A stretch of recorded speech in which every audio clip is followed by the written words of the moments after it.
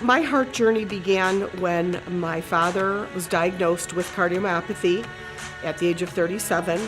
They told them at the time, this is absolutely not hereditary.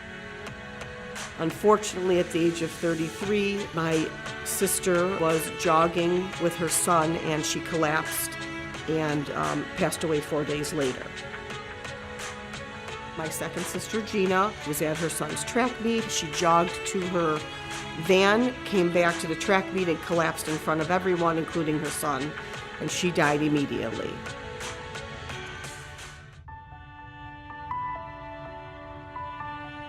After Michelle had passed, Stacy Mazurko, who works with Dr. Mackel and also happens to be a friend of mine, contacted me personally saying, I really think that you need to look into getting all of you guys defibrillators. When they lost Gina, I knew that there was something that could be done, and I didn't want to lose Deanne.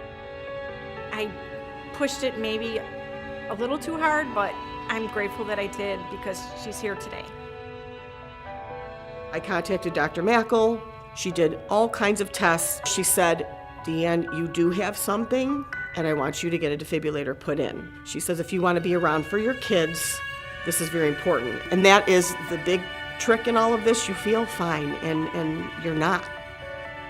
I've been a runner my entire life. I was very fortunate to get a track scholarship to Ashland University. I also got to meet my husband during that process.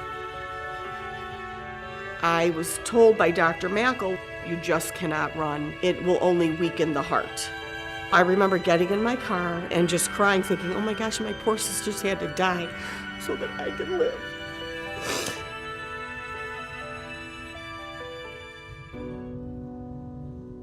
In Deanne's case, her condition was a hereditary arrhythmogenic cardiomyopathy, and we were able to identify the gene. Arrhythmogenic cardiomyopathy is a condition that usually presents in adulthood and affects the heart muscle. The genes that code for the structure that holds the cells together is weakened, and over time the cells start to pull apart and they become inflamed and fibrotic or scarred. And this can lead to life-threatening heart rhythm problems as well as heart failure.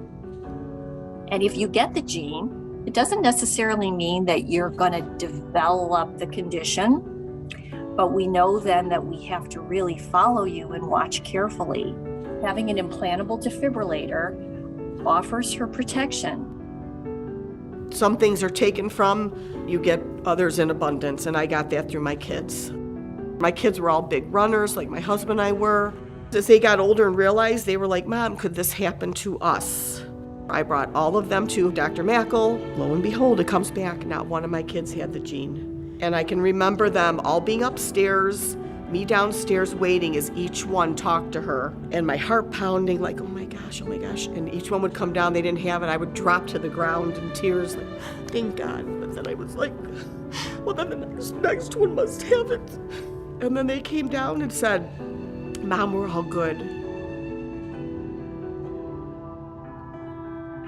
She has a great prognosis. Most patients with this condition who are protected from life-threatening arrhythmias with defibrillators do very well and lead long and normal lives.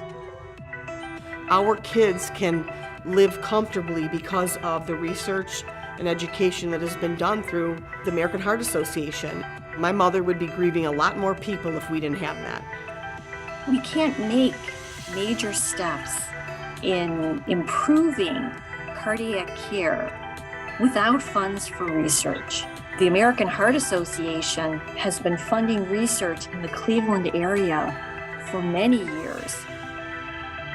I go red because I'm all about empowering women. I go red because I love my mom. I go red because I love my wife.